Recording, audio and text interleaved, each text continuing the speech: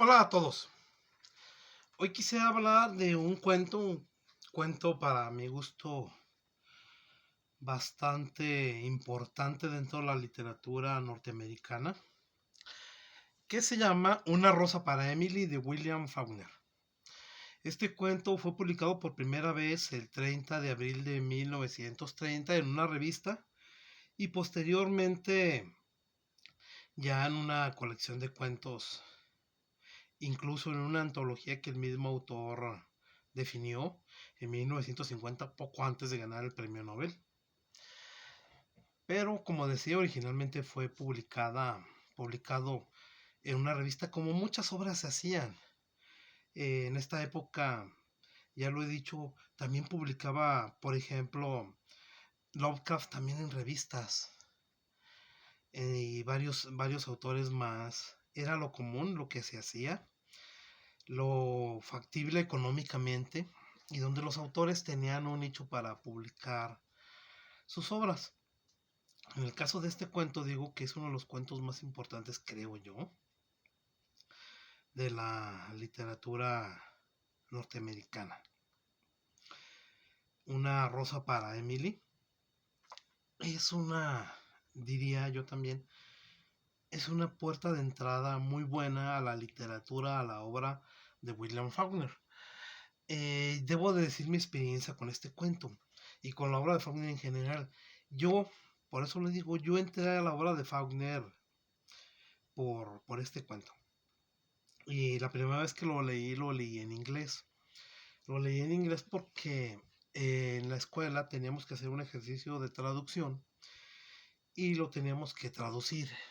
Entonces, ese fue mi primer encuentro con la narrativa de Faulkner, y debo de decirlo que desde ese momento, y aún desconociendo todavía el resto de su obra y lo dificultuoso que pueda resultar, desde ese momento me gustó y busqué más obras de William Faulkner.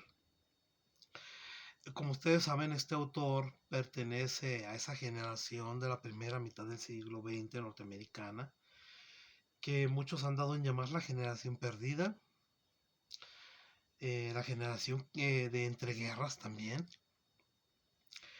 Y para mi gusto es el autor más importante de esta generación, que incluye a autores como Hemingway, como Scott Fitzgerald, como Steinbeck, como John Dos Passos, como Trumbo y varios otros más. Para mi gusto este es el autor más importante de todos.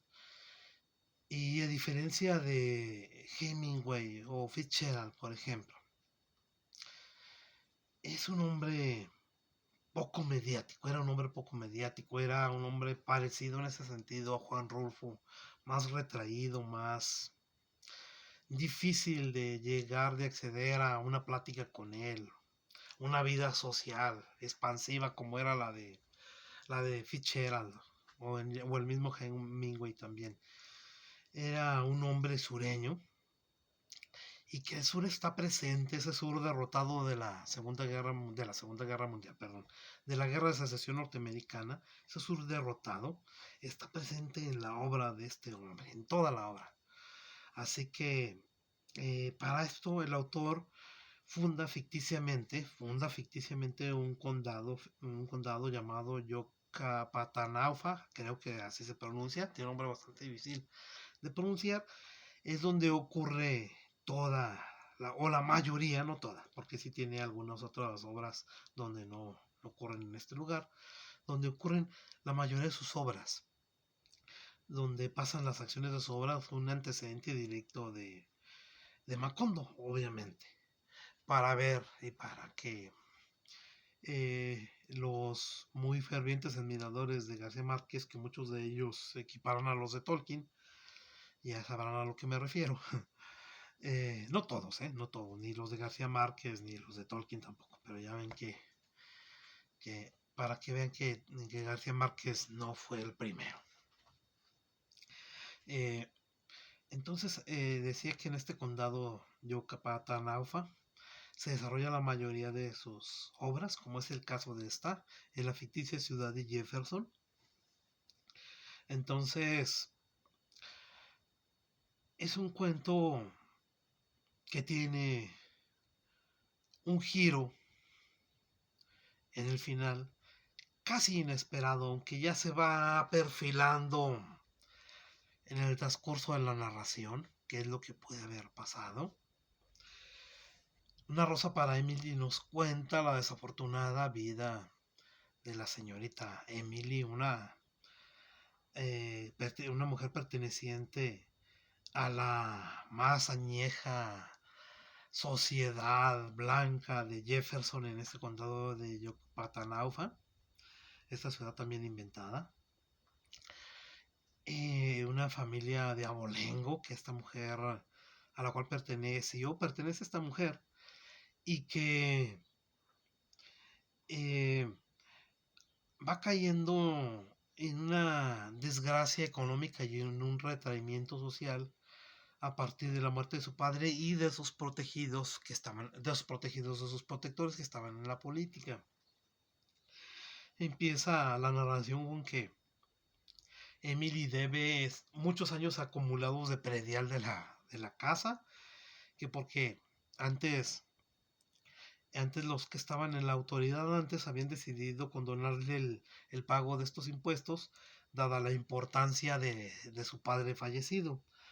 Pero con la llegada de nuevos políticos a manejar el gobierno de la ciudad y del condado, pues ellos dicen que no hay razón para seguirle condonando los impuestos y allí a partir de esto se va desgranando la narración, nos vamos enterando de que Emily pues, es una solterona, se nos describe su físico, eh, se nos dice que todos querían que se casara, que tiene familia, pero ella no quiere a la familia, de que de una que va a comprar veneno para ratas, de que tiene un novio y de que este novio al parecer y de una forma un tanto velada, aunque no tanto, por lo menos en esta traducción, que es de José María Valverde,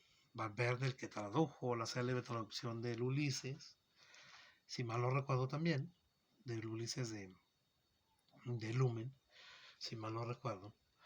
Entonces, en esta traducción se nos dice, se nos dice o se nos deja entrever de una forma bastante, diría yo, clara, de que Homer, que así se llama el novio pretendiente, pues es homosexual.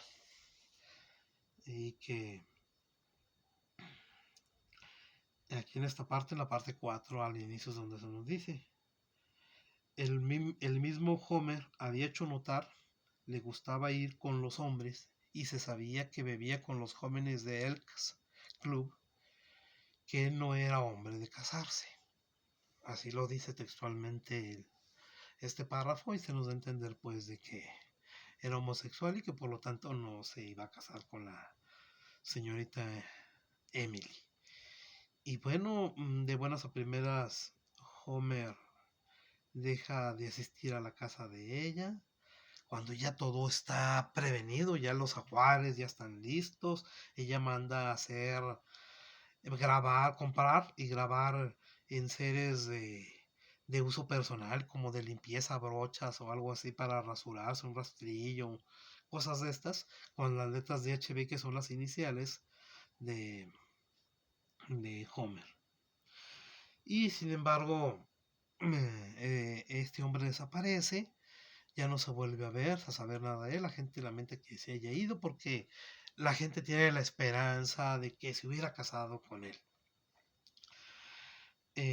La señorita Emily vive únicamente asistida por un hombre afroamericano, negro, lo dice la traducción así muy claro, como lo dice el autor. Y bueno, este hombre, al momento de morir, la señorita Emily desaparece también, abre la puerta a las personas que van a ver a la fallecida y a partir de allí la narración dice que se esfumó. Y bueno, aquí es cuando las personas que van a ver a la fallecida, este, eh, no sé, se nos informa de algo más, del final, en este final del cuento, y no lo digo más, pero creo que es un cuento digno de que se publicara en estas antologías que hace Valdemar. Y no digo más para no, para no informar a las personas que no lo han leído. Y bueno, el autor en él vierte gran parte de lo que después va a aparecer en su obra. Aunque ya había aparecido en su obra, porque el cuento es de 1930, aunque ya había aparecido en su obra, ya había publicado muchas cosas. Este sur agraviado, este sur empobrecido, este sur desolado que se nos muestra, esta forma despectiva de que los del sur se refieren a los del norte. Se nos cuenta de que Homer es un trabajador que viene del norte, le dicen el yankee todavía ese, pues esa aversión hacia el norte vencedor, hacia el norte rico, hacia el norte que se impuso a final de cuentas en este sur derrotado y pobre al cual pertenece Fauner. Se nos informa también de que en creo que es en un funeral, personas vestidas con el uniforme sureño todavía de los confederados, luciéndolo con orgullo, estas cuestiones racistas muy, muy presentes también.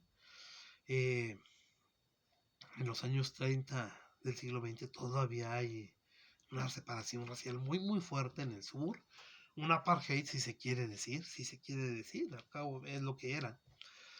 Entonces, cuestiones raciales muy presentes de las que se nos hace, hace notar aquí el autor. Y no estoy diciendo que Fauner fuera racista, esclavista o estas cuestiones, sino que él simplemente narra lo que creo que a su juicio él ve y lo plasma en sus obras. Hay que estar bien claro en esto. Entonces, creo que es una buena forma de acercarse a la obra de Fauner este cuento. Tiene más cuentos, obviamente, pero yo quería comentar porque decía, fue la forma en que yo empecé con la literatura de este autor. Tan importante en el siglo XX, Premio Nobel de Literatura en 1950. También que fue guionista de varias películas de Hollywood y varias cosas más que hizo.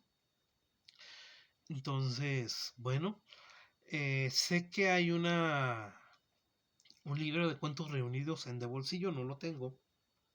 Espero pronto adquirirlo. Pero ahorita no lo tengo.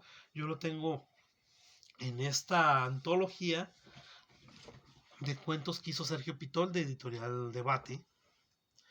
De cuentos de los que a su juicio eran los mejores cuentos seleccionados por Sergio Pitol. Incluso él hizo muchas de las traducciones que vienen aquí. La de este cuento no. La de este cuento decía que es la de José María Valverde. Ese traductor celebrísimo por la traducción que hizo del Ulises de Losada. Y es una antología muy buena, diría yo. Vienen cuentistas de la talla de Gogol, Henry James, Maupassant con el Orla, Leopoldo Las Clarín, Chekhov, que más decir como cuentista de Chekhov, Rudyard Kipling con La iglesia que está en Antioquía, muy buen cuento también, Marcel Chaub, o como se diga, no sé, Lucim, Franz Kafka, Alfonso Reyes La Cena, también a ver si se los comento, porque es un cuento extraordinario, Bruno Schulz, Ryonosuke, a ver si lo pronuncio bien, Ryonosuke Akutagawa con Rashomon, un clásico también de la literatura japonesa, a todos los que les gusta la literatura japonesa, este es un clásico de la literatura japonesa. Maurice Bliniak, Corrado Alvarado, este sí no lo conozco. Lampedusa con un cuento, también curioso. Aquí está Una rosa para Emily. Borges con El Aleph y la casa de Asterión. Filiberto Hernández. Whitlow Gombrowicz, perdón por la pronunciación. Tommaso Landolfi. Juan Carlos Onetti. Julio Cortázar. Juan Rulfo. Diles que no me maten. Un clásico de la literatura mexicana. Otro clásico. Un cuentazo de Juan José Arriola, el prodigioso miligramo. Augusto Monterroso. Homenaje a Mazoc. Y Raymond Carver, de Rosas Amarillas. Esos son los cuentos que vienen en esta antología. Y bueno, digo, espero después poder hacerme de los cuentos reunidos de Faulkner en el bolsillo, pero por lo pronto aquí está. Bueno, si les ha gustado el video, si les ha gustado la recomendación, no olviden darle un like, no olviden suscribirse, estoy atento a sus comentarios y nos vemos la próxima. Muchas gracias.